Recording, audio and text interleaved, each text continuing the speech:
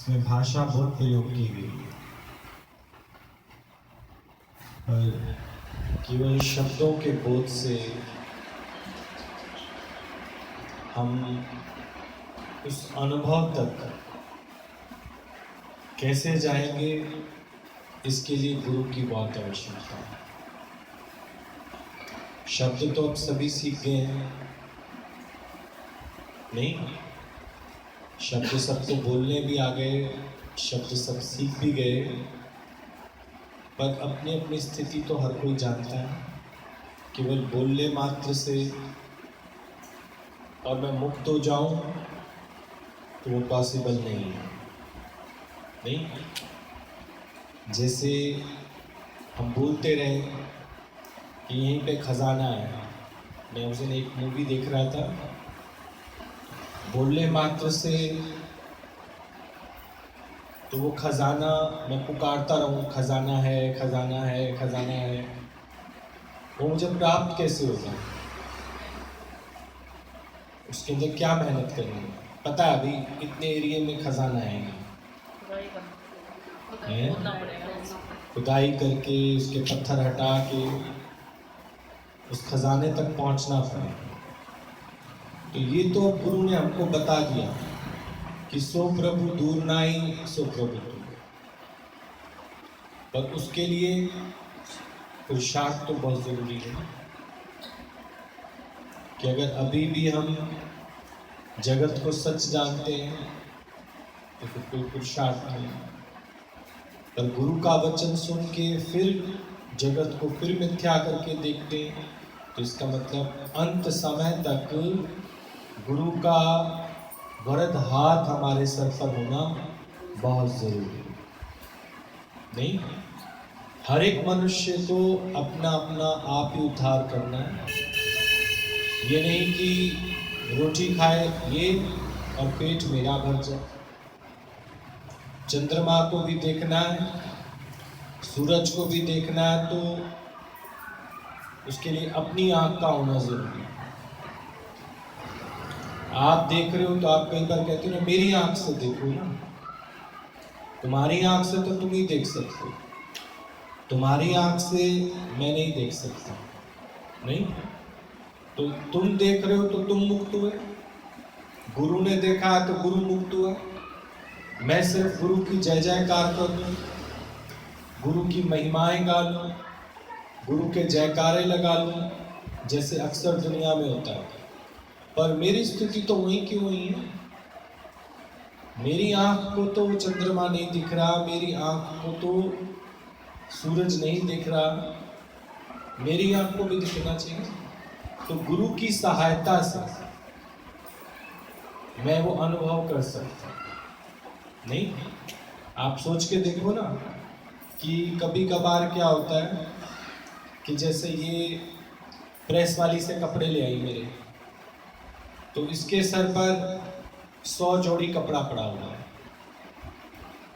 तो ये चाहती है कि ये पीछे से ये आए और मेरे ऊपर से वो भार उतार दे। तो ये क्या फील करते उस समय? मैं मुक्त हो गई, ठीक है?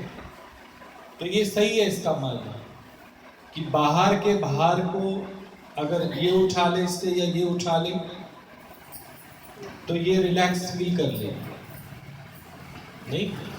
ये तो बाहर का भार है, पर जो मेरे को स्वयं अपना अनुभव करना है, स्वयं जो मेरे को मुक्त होना है, उसके लिए ऐसा नहीं होगा कि ज्ञान सुनने आप आ जाओ और मुक्त हार्दिक हो जाए, ज्ञान सुनने ये आ जाए और मुक्त विपिन हो जाए। जिसने ज्ञान सुना है वही मुक्त हो। जैसे हम पुरानी बातों में कहते थे कि वैष्णो दरबार जा रहे हो, अच्छा मेरी ओर से भी मत्था टेक लेना। जो जो जाने तिसका हो उद्धार। बाहर का भार तो फिर भी चलो कोई मेरा उतार देगा, ये मेरे सर पे बोझ है, या बहुत सारी लकड़ में जंगल से काट के लाया हूँ, तो कोई भी घर में होगा तो गागर भर के लाए हैं तो किसी एक की हेल्प से हम उसको उतार सकते हैं। पर यहाँ से मुक्ति कैसे होगी? ये जो मैं अपने को मान बैठा हूँ, कि ये मैं हूं, इससे मुक्ति कैसे? इसकी मुक्ति ही असली मुक्ति है। वो सर से बोझ उतारने वाली मुक्ति वो मुक्ति नहीं है, क्योंकि वो तो कोई और भी कर देगा। पर ये काम मेरे को स्वयं है। जैसे आप कहते हो कि जगत थोड़ी देर के लिए दिखा, फिर उसके बाद मैंने गुरु का पॉइंट लगाया, तो फिर वो मेरे को समझ आ गई कि जगत सत्य नहीं है। तो अब जब जो गुरु का पॉइंट लगाया और तुमने ये जाना कि जगत सत्य नहीं है, अब तुम मुक्त हो। अब तुम मुक्त हो किससे? क्योंकि जगत देखा तो उसमें तुम्हारा काम भी बनेगा, क्रोध भी बनेगा, मद भी, लोभ भी और अहंकार। ये 5 चीजें बनेंगी। इन 5 चीजों में जो है मनुष्य जकड़ा रहता है। काम, क्रोध, मद, लोभ और अहंकार, ये 5 चीजें ऐसे। तो अगर मेरे को जगत दिखता है तो उससे मेरे को काम भी है। मुझे आज ना बहुत जरूरी काम है, बहुत जरूरी काम है, तो इसका मतलब मैं फ्री नहीं, मुक्त नहीं हूं मैं। सोचो सत्संग का टाइम है तो कितने सारे लोग, वैसे तो रेगुलर आते हैं सत्संग, पर कितने सारे लोगों को तुमने देखा होगा छुट्टी कर जाते हैं। तो इसका मतलब किससे मुक्त नहीं हुए? काम से मुक्त हुए। उनके ऊपर उस समय क्या बलवान हो गया? काम बलवान हो गया। काम बलवान हो गया तो फिर उसको अभी मुक्ति किससे लेनी है? काम से लेनी है। वो कैसे लेगा काम से मुक्ति? वो काम से मुक्ति यही लेगा कि जब उसको ये समझ आ जाएगी जगत है ही मिथ्या, फिर कौन सा काम है मेरे पास? जगत तो है ही मिथ्या, फिर काम मेरे पास कोई नहीं। ये पॉइंट देते ही उसको किसी से भी पूछने की जरूरत नहीं है कि भाई बताओ मैं इस समय सत्संग जाऊं या फिर बेटी को देखने वाले आ रहे हैं घर बैठूं, क्या करूं? मैं इससे तभी पूछूंगा जब मैं स्वयं मुक्त होना ही नहीं चाहता। फिर जब इसने कह दिया अरे घर बैठो बेटी को देखने आ रहे हैं, वैसे रिश्ता नहीं हो रहा, और वहां से वो लोग भी नहीं आए, तो तुम क्या कहोगे? ये तो अब इसने मेरे को ऐसी सलाह दे दी थी, तो इसलिए तो मैं स्वयं ही मुक्त नहीं होना चाहता। अगर मैं स्वयं मुक्त होना चाहता हूं तो मैं इसकी सुनूं क्यों, उसकी सुनूं क्यों, उसकी सुनूं क्यों? ये लोग मेरे बाहर का भार तो उतार सकते हैं, पर काम से मेरे को स्वयं मुक्त होना पड़ेगा कि 2 ऑप्शन है मेरे सामने, सत्य असत्य। जो बेटी को देखने वाले आ रहे हैं वो सत्य का काम है, असत्य का काम है? अभी नहीं तो 1 घंटे बाद बैठ जाएंगे, 2 घंटे बाद बैठ जाएंगे। पर इस पद से जो नर चूके, तो अभी काम को मिटाने का समय आ रहा था, तो इस पद से जो नर चूके सो आए जाए दुख पाए नहीं, तो ये काम मेरे लिए जरूरी है। तो उसी समय मैं मुक्त हूं काम से, मैं काम मुक्त हूं। मतलब काम ने भी मेरे अंदर बंधन नहीं डाला, काम ने भी मुझे अपने अंदर फंसा के नहीं रखा, काम से भी मैं फ्री हूँ। ऐसे तो मैं कहता रहूँगा मुझे किसी के प्रति काम नहीं है, काम नहीं है, काम नहीं है, पर ज्ञानी इस चीज को कभी कभी वो ऑब्जर्व करके देखता है कि मैं इस चीज के बिना भी रह सकता हूँ या नहीं रह सकता, तो फिर वो मुक्त। अगर वो हर चीज के बिना रह सकता तो वो मुक्त है। तो मुक्त अभिमानी मुक्त है, बंद अभिमानी बंद है। पर ये नहीं कि कभी कभी जगत आ जाता है, मुझे सत्य लगता है, और फिर कभी कभी वो मुझे मिथ्या लगता है। नहीं, मुझे जगत 24 घंटे मिथ्या लगना चाहिए। उस तरह से जैसे अभी मैं रात को भी एक क्लिप सुन रहा था, तो उसके अंदर भी एक बात आ रही थी, सुषुप्त अवस्था। सुषुप्त अवस्था वो होती जब मैं गहरी नींद में आ जाता हूं। अब गहरी नींद में कोई विचार ही नहीं चलते, पता ही नहीं चलता। मैं आज स्कूल से आके लेटा तो मैंने वही गहरी नींद को महसूस किया कि मुझे पता ही नहीं चला कि मैं सो भी गया। उठा तो मैंने देखा ये लोग लेटे हुए थे। तो उस ड्यूरेशन में मेरे को कोई विचार नहीं चला, उसको गहरी नींद कहा जाता है। चाहे वो आधे घंटे का आप ले लो, 1 घंटे का ले लो, 2 घंटे का ले लो, 3 घंटे का, आप 5 घंटे भी सोओगे तो आपको लगेगा अभी तो सोया था। बहुत गहरी नींद में आपसे सारे विचार भी छूट जाते, आपका कर्ता भाव भी छूट जाता है, जीव भाव भी छूट जाता है, सब कुछ आपसे छूट जाता है जब आप गहरी नींद में आते। तो उसको कहा जाता है सुषुप्त अवस्था, क्योंकि विचार जो है मुझे तंग करना छोड़ देते।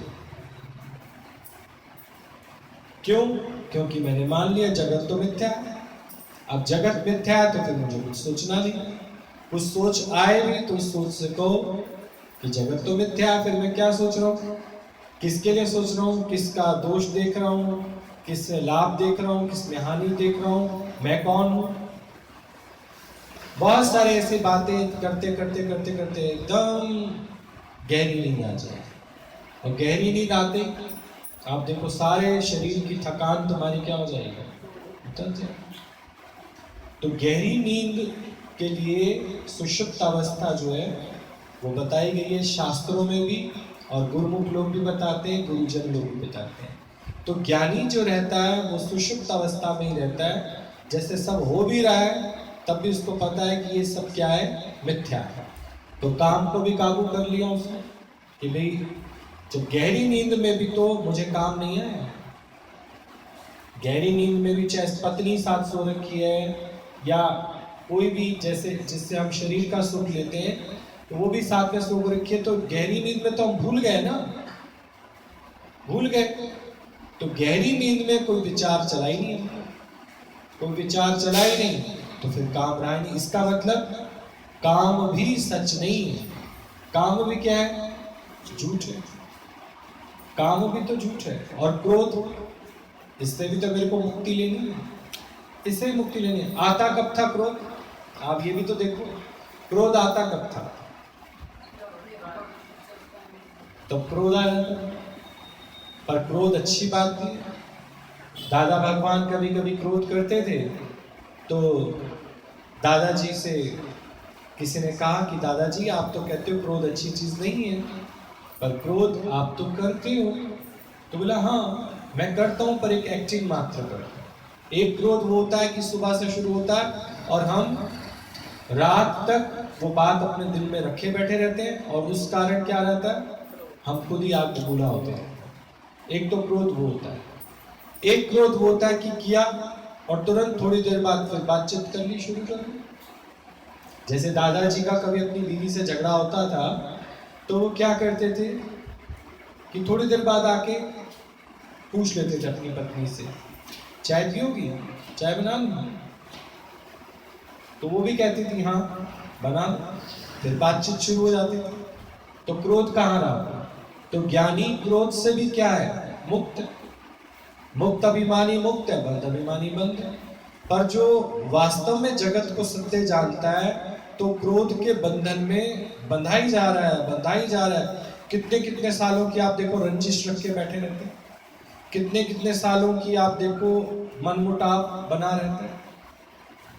नहीं, इससे ऊपर स्थिति ये होती है ना मेरा प्यार है तो ना मेरा क्रोध है उससे, क्योंकि मुझे कोई चाहत ही नहीं है कि मेरे हिसाब से कोई काम करे, मेरे हिसाब से कोई ना करे। तो मैंने अपने को क्रोध से भी क्या करा लिया, मुक्त कर। तो मुक्ति जो असल में चाहिए वो काम से चाहिए, क्रोध से चाहिए।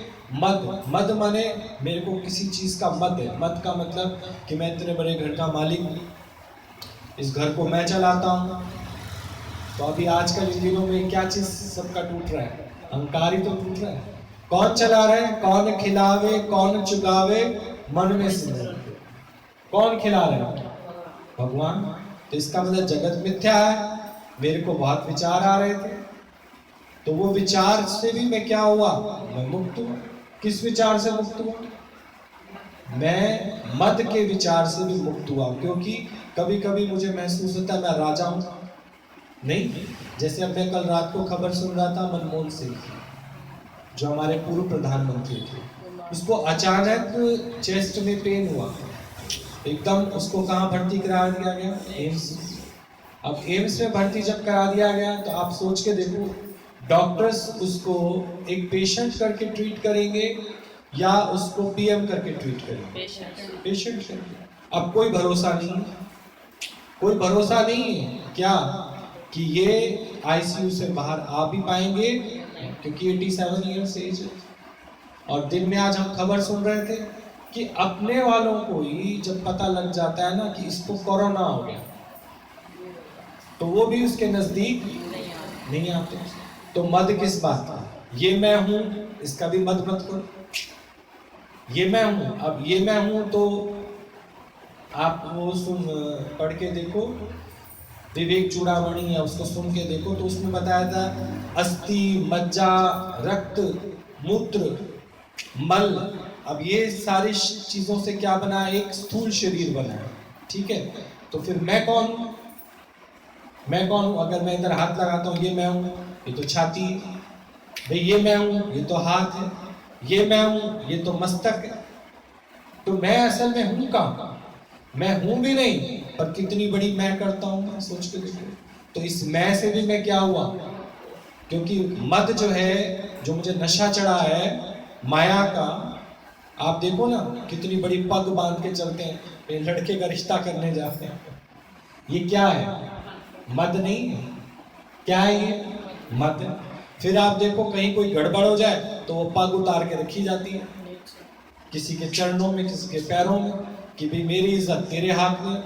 लड़की वाले, लड़की का बाप भी तो रखता पग कि भाई नहीं नहीं ऐसा कुछ मत करो, हम ये पैसा, दहेज का पैसा 2 दिन बाद दे देंगे, मेरी तो लाज अब तेरे हाथ। तो वो मद भी उतार के रख दिया।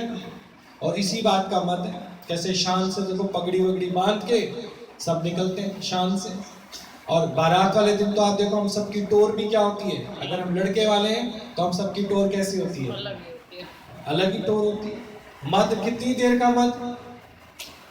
कि जब तक दूल्हा दुल्हन नहीं मिले तब तक मद। फिर जहाँ दूल्हा दुल्हन मिल जाते हैं वापस से सीट पे बैठ के बातें कर रहे होते हैं, बारातियों का नशा ठंडा। और उससे पहले आप देखो घोड़ी को आगे ही नहीं आने देते, वो दरवाजे पे ही आप देखो कितना जोर जोर से नाचना शुरू कर देते हैं, देर मचाते हैं। इधर से लड़की वाले कहते हैं अरे भाई जल्दी करो भाई, हमारे सारे चले गए। वहां से वो लड़के वाले कहते हैं हम खुद भी चाहते जल्दी, लेकिन बीच में से इनको हटाए कौन? और जहां लड़का लड़की मिल जाते हैं, जहां आत्मा परमात्मा का मिलाप हो जाता है, तो ये बीच की जो गपशप है वो अपने आप ही क्या हो जाती है? खत्म हो जाती है। तो जब हम गुरु की वाणी को अच्छे से सुनते हैं और अपने विचार को उठने ही नहीं देते, उठने दोगे ना तो तुम फिर काम में फंस जाओगे, क्रोध में फंस जाओगे, मद में फंस जाओगे, और लोभ तो तुम्हारे अंदर है ही नहीं। ऐसा कोई व्यक्ति नहीं है जिसके अंदर लोभ ना हो। लोभ में तो फंसता है इंसान।